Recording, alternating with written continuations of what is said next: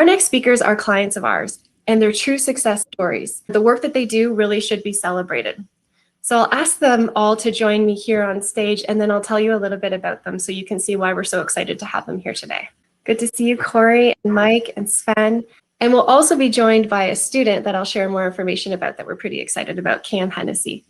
Sven Hansen is the founder of Always Bearded, which manufactures all natural beard care products and the super famous beard tarp. I just have to tell a quick story because that's what I do. I've been going around town like the biggest nerd, like sneaking pictures of people that are wearing the beard tarp in town. And everywhere I go, there is someone that has this thing on. It just happened in the grocery store yesterday. And I was just like, yeah, I had to talk to them about it and make sure that it had the little red tag. He also founded Hometown Brawn, which is a podcast that curates meaningful conversations amongst entrepreneurs around the current state of affairs and impacts and responses to COVID-19. On deck today, we also have Mike Wallis and Kory McLauglin from TenFed, and you're gonna just love them as well. Mike Wallis came from the world of TD Bank in the area of business and risk, and Kory came from an entrepreneurial background starting a landscaping business that scaled for over 7 years. These two friends attended a Tony Robbins event and they decided to go to Iceland for a trip. What came out of that trip was an incredible social enterprise that provides 10 meals to Canadians for every product purchase, and they're going to share more about that. I noticed on your website to date, you've provided 350,000 meals, and that just gave me goosebumps and got me so excited. Finally, we're joined by a superstar student, Cam Hennessy, that has a secret superpower in networking and entrepreneurship, and he's going to moderate. I'll turn it over to Cam. If you feel comfortable, you can take it away. All right, welcome everybody. Glad to be here, and let's get this started. Mike and Kory, let's go back to the first news of the pandemic. What were your first actions hearing about the lockdown and what it meant for your businesses in Canada? Yeah, first of all, I just want to say thanks to you guys. Thanks to HBAC and to the students for having us. Sven, it's good to be sharing the stage with you. Right when the pandemic hit, I think if you could imagine, this happened to a lot of people, but we kind of panicked a little bit because we were 85% at events. We were doing trade shows, markets, trying to figure out how we're going to transition, what we're going to do. But just a cool little thing that we actually said this for Youth Day last year in July, the symbol, the Chinese symbol for crisis, which is exactly what was upon us in that moment. It's actually a combination of opportunity and crisis. So in that moment, it became, how are we going to look at this? There's an opportunity here somewhere. And we actually took the opportunity to learn how to sell online, and we started building a team around us and really digging into Facebook ads and social media, and just transition from being on basically a hamster wheel for about 5 years, going to events over and over, which is not a bad thing. We got to meet a lot of people. We got to shake a lot of hands. We got to face people and actually sell our product. But in this moment, it actually became a huge opportunity for us to relax a little bit more, and instead of working so hard, work smart. So that's kind of how we looked at it. Love that. Mike, anything to add? Yeah, just like Kory said, at the first moment where it hit, it was kind of a moment of disbelief in a way, and then it just required an instant shift in the way that we do things. And we just saw it as a way of the universe telling us that it was time to stop the hamster wheel, like Kory put it, and get better on a platform being digital where we can scale our business, where it's going to be much more scalable and more sustainable as individuals. Then I know you can relate to this, but just the grind of going to trade show after trade show through the Christmas season, through the summer, outdoor festivals, under a hot tent in the sun, it's draining. And you kind of need to do that. We have no regrets doing that in the beginning because it helped build the foundation of our business of what it is today. But yeah, it kind of gave us a sign that it was time, and took the opportunity and we ran with it. So definitely pleased with the way that we dealt with it in the end. Great. Awesome. Yeah. And Sven, you have a product and you're in a customer facing position. How did you transition to sort of an online world in e-commerce, and what resources did you kind of tap into? Well, I think in terms of the transition, it was a turning point. You have to take a step back, I think, at that point that we were in.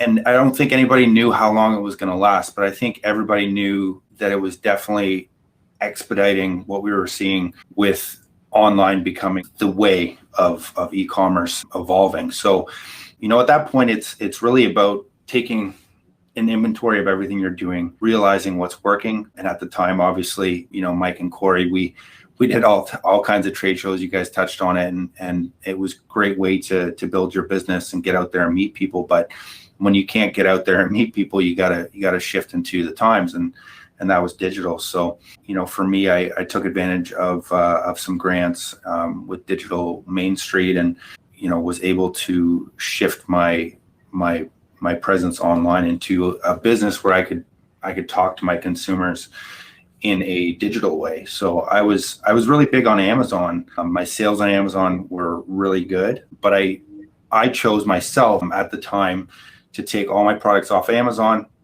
and just sell directly to the consumer on my website, because that was an easier way for me to be able to talk to my consumers in the way that I wanted to, because Amazon doesn't allow you to have that type of relationship with your customers. I wanted to keep it as an open dialogue with my customers and involve them in the brand, almost to the way that you would get in a digital or in an in-person trade show, but bring that as much as I could into my socials and into my website and into my post-buyer relationship that I was building.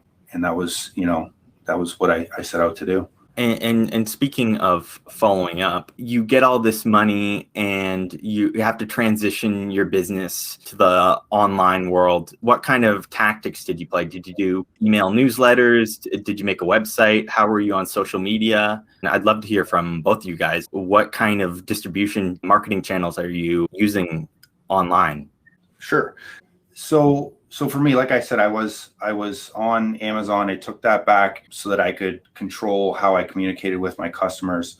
At the time, I didn't have a complete funnel, and a funnel in the marketing and digital side of things is how your customers come into that end conversion, which is them buying. And it doesn't end there. The funnel keeps going after that, but I didn't have a way that I could control people coming in and leaving my website and not being able to continue the conversation with them. So that involved me creating, effective campaigns so that if somebody saw my website, I was still communicating with them on social where they were getting retargeted ads, because often in the digital side of things, a person has to see you or hear about you at least 7 times for that message to actually break through and them to realize, well, hey, yeah, maybe I should take a second look at that, because often there's so much noise that we're overwhelmed with. You have to cut through that. So for me, it was creating an effective funnel so that I could get people in, hit them at every stage of the awareness cycle, to the consideration set, to their buying, and then after buying with messages that actually resonated well with them. And that also, from my social stand or point of view, also, involved with me just recently launching an affiliate program where customers that are great customers and match my brand ethos and my vision of my brand can represent our company and sell beard grooming products and beard tarps to people that they know through their channels in exchange for a small commission, because everybody could use an extra little bit of money right now, but more so just help customers, because they're the best people to talk about your products as customers. So that's kind of how I utilized my affiliate program. Awesome. Love talking about the customer journey. And Kory and Mike, do you have anything to add about what channels you guys used? Yeah, like right off the bat, we started to learn as much as we could immediately about the digital platform. And one thing we kept seeing and learning over and over was it's how you treat your customer experience and how you develop a community around your brand, not just selling product, like have it a one and done and have them walk away. What you want ideally is them to become raving fans and talking about you to other people and buying more products when you release something down the line. So we really focused on kind of developing that sense of community, having the events in our back pocket. We've been going to so many of them, gave us an opportunity to meet so many people and build a decent email list, which we utilized right off the bat. And what we did was we almost challenged people in a way and said that we're trying to provide 10,000 meals in May, and we released a 6-pack of candles. Normally we sell our candles individually, but we sold them as 6-packs, and we saw an incredible rise right away. And we knew, like, wow, this has power. This has something behind it. This has legs. And we just kind of utilized that strategy and that, like, building that sense of community and constantly, you know, allowing the community to feel like they're giving back, which in essence is a great way to build a brand around something that's giving back, and you know, you're doing good in a way, but at the same time, the people who are buying from you have that sense of, yeah, I am getting something out of this. This is fantastic. So we took that approach, and it was quite successful right off the hop. I love that, treating it as a challenge. And speaking of challenges, Mike and Kory, what were your some of your biggest challenges throughout the pandemic, whether to be translating it to online, and how did you overcome your challenges that you faced? Well, one of the first challenges right off the hop was dealing with all of the events and all the markets that we actually had lined up. We were ready to go to them. We had all of our gear, and we had actually put deposits and even paid. So if you can imagine those companies that were creating those events, not to mention the facilities that they were hosting them in, they were all in trouble as well. And so getting our money back to be able to invest it into the online world, that in itself was a little bit of a challenge right at the beginning. So now we were kind of focused on getting ourselves set and actually getting our money back to be able to go forward digitally. And then at that point, really, it's not even a question, just that transition going from 85% events and markets and all of a sudden flipping gears completely and focusing online. We understood it a little bit. We knew a little bit about online, of course, like, you know, that's part of our business, but it was just such a small piece that making that shift was pretty difficult for us. Like Mike said, it's part of the challenge. We enjoy the challenge. They're going to pop up challenges, pop up every day, big ones, small ones. So, you know, we calmed down pretty quickly and just said, all right, like, what do we need to do? It was pretty straightforward. I just learned how to sell online and get moving, build partnerships. So yeah, that was it. It sounds like you guys really pivoted to online, and that's a big buzzword, pivot. And we hear that word so much and see it happening very quickly in so many different businesses. Sven, how did you make your pivots? What decisions did you make, and what worked and what didn't, and what's still working, and what can work after the pandemic also? So for me, pivoting was definitely just like Kory and Mike. We all did a ton of markets, and that had to shift into digital, which we've touched on. But for me, it was finding something that was going to work for my business. And so my pivot point happened because I'm creating products that are for guys to take care of their beards. And then they're taking one of those diaper looking masks and they're draping it over top of their beard, and they're putting a huge dent in it, right? So it didn't really make any sense for me to be pushing treat your beard well, and then 5 minutes later, you put on this mask and it totally destroys your beard. So for me, it was trying to figure out how we could make that work where people could feel safe wearing something that didn't mess up their beard. And that's how the beard tarp was born. So now we've sold about 55,000 masks, beard tarps, and we've sold a lot of them. And we're starting to see them everywhere. People are promoting it in terms of, like, they're very happy with how it's changed their life. And so, I talked a little bit before on how you can better try and utilize your customer journey. One of the things that I touched on earlier as well was pulling everything from Amazon and bringing it into my own channels, where now my email list is over 30,000 people. So that is very powerful in itself, to have that ability to talk to your customers, share reviews. I mean, we've got over 2,500 5-star reviews on our website. So, that's great to lend credibility to your brand. And if you're not collecting reviews, start collecting reviews, because that's something that you can share as a customer, talking about how that product has helped their life, because ultimately that's what it comes down to. And why people buy is because you have to create a product that's going to help somebody's life. It's going to improve their life. By sharing those experiences, by talking to your customers more, involving them more in the discussion, is how you're going to create people that are going to be loyal to your brand. In my case, a year down the road, maybe they are wearing masks, maybe they're not. At least, we've helped bring them into our community and cross-marketed our other products so that when we leave this, maybe beard masks aren't happening anymore, that they're still using our products. That's an effective strategy in terms of bringing them in and keeping them loyal. Definitely, for sure. Mike and Kory, how have you guys been involving your customer? Like I said, we're doing campaigns based where we challenge them to provide a certain amount of meals for a month or for a couple months, and really driving that, again, going back to that sense of community. Similar to Sven, we saw an opportunity when this hit. We transitioned to doing face masks. It just seemed like a no-brainer at the time. Our face masks have been probably one of our best-selling products over the past 6 months. The involvement of customers and how they feel like they're part of something larger than them. And that's really what we strive for with our brand is to get that word of mouth spread. Our main message, it's a little edgy, it's a little cheeky. I give a food care kit. If you've checked out our website, you definitely know what I'm talking about.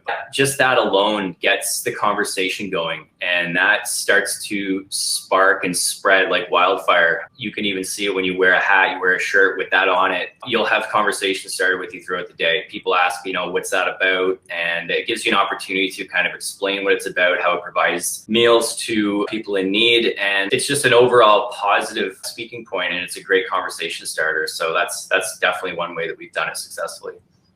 You guys have such distinct brand identities, and I was wondering, was that an absence that you saw? Sven, I'll start with you. Did you think there was a lack of beard care and products? How did you come up with your brand identity? You looked the part, and how did you come to where you are now? For me, it was creating a solution for a problem. That's always been something that I've always looked for. I guess it's the marketing in me. When I started growing out my beard, it was crazy itchy.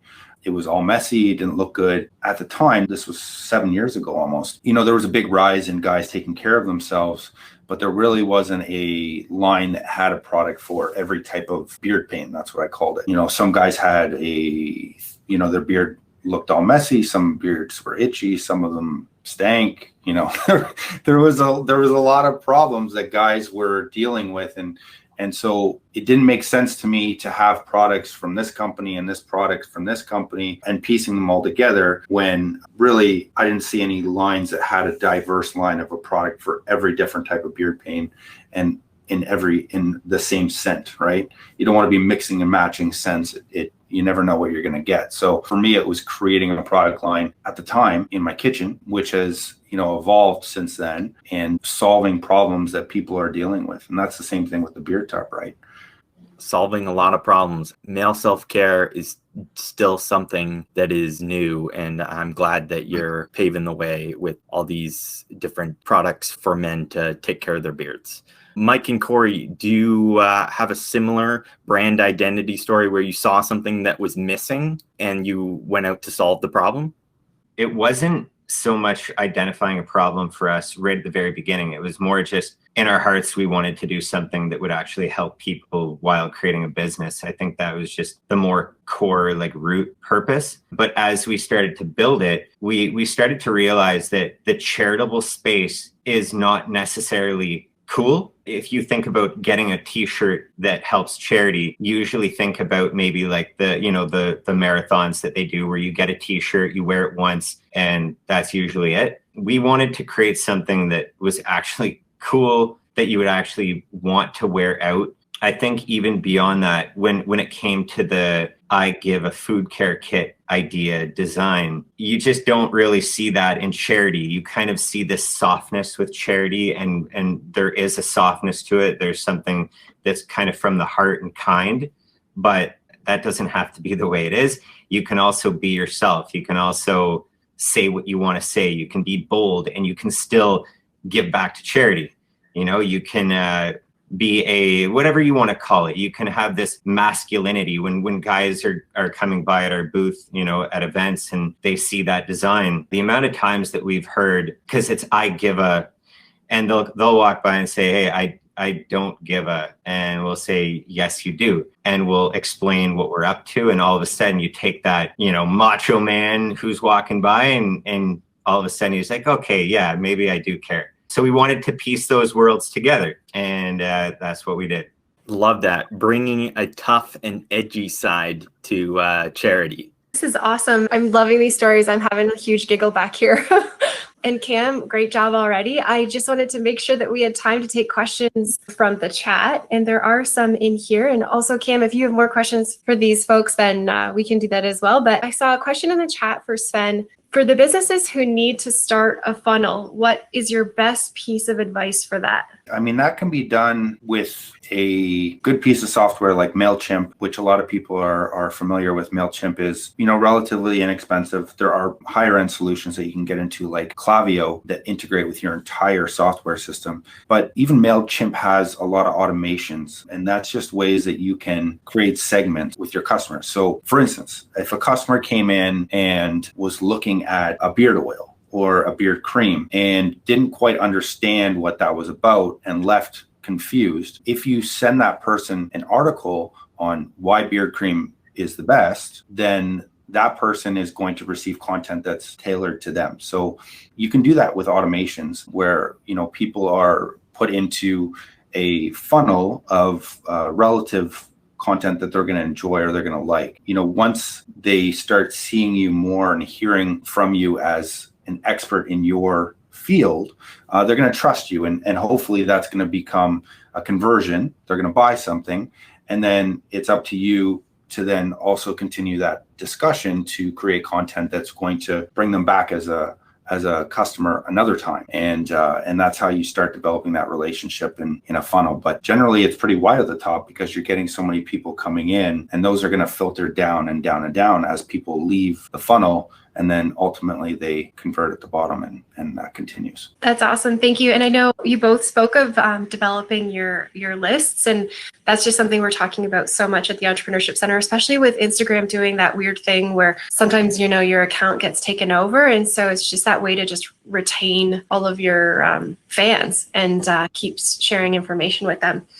I have another question, and this is for Cam. Cam, I did talk about you a tiny bit at the beginning, but I wanted to do two things. One, say for folks on the call or on the platform today, Cam is a co-op student, and I'm going to do this for you. He has a co-op coming up this summer. So if there's any businesses that would like a super rock star, Cam is here. He can be reached through the chat. But I'm really curious to hear more about how did you choose Georgian? What program are you in? And, how's your experience been over the last little bit? Thanks for the shout out. I chose Georgian because I really, really wanted a co-op program where I got the real world experience, and, the support has been just tremendous from all the faculty and everybody that I've reached out to, whether that be you or my program coordinator, Joanne, other mentors like John Pickard. I've just received so much amazing help along the way, and I really owe it to those people. I want to transition this maybe to Sven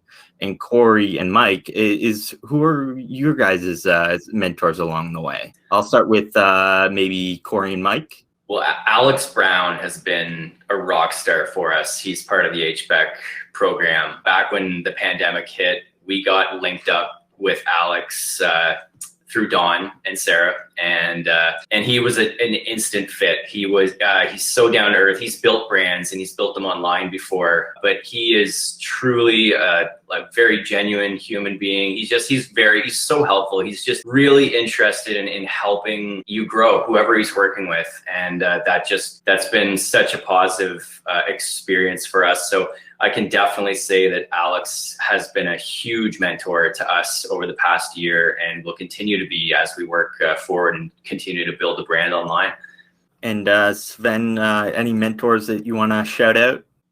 Absolutely. I've been a client of HBEC for a while, and I've had so many great mentors along the way. Shout out to Chris Adams, Kory Shelson, one of my original mentors, Sarah, John, Card, Dawn. There's so many that have so much experience that can help you. But, I would also say that from a mentor perspective, it can be also just talking to other people in the network. I think, networking at events like this, or using LinkedIn to create a discussion with other people, that you learn so much. And I think that if you can help somebody else and then they can help you, make an introduction to somebody who can get you in touch with somebody who does something that you're needing, I mean, that's great. And that's mentorship too, right? I think as long as you keep the discussion going, I think that's the hardest part right now, is that we're not able to meet in person. We're not able to do any of this stuff. And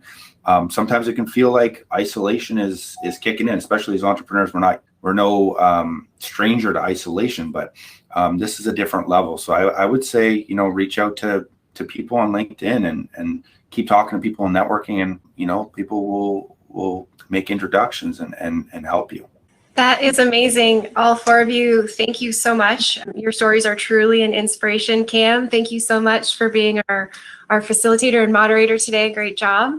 And all of you, I can't wait to see you soon. And I just appreciate your time so much. So for the rest of the folks that are here watching, I'd love to transition you to the next piece. If you, like me, love to shop, I describe that as my occupational hazard. These two companies that are here are going to be joining us in the exhibit hall at 12:45, along with a number of other entrepreneurs that we work with. And I saw in the chat that people are already shopping with both 10Fed and Always Bearded. So maybe that's what those dings were in the background. We could just like virtual cash register going. So that's good stuff. And so also, if you get a chance as well, please visit the various showcases at this event, where you're going to learn more about industry research and development projects carried out by our research and innovation department with faculty and staff, as well as the student projects at Innovate. And this is really super cool stuff.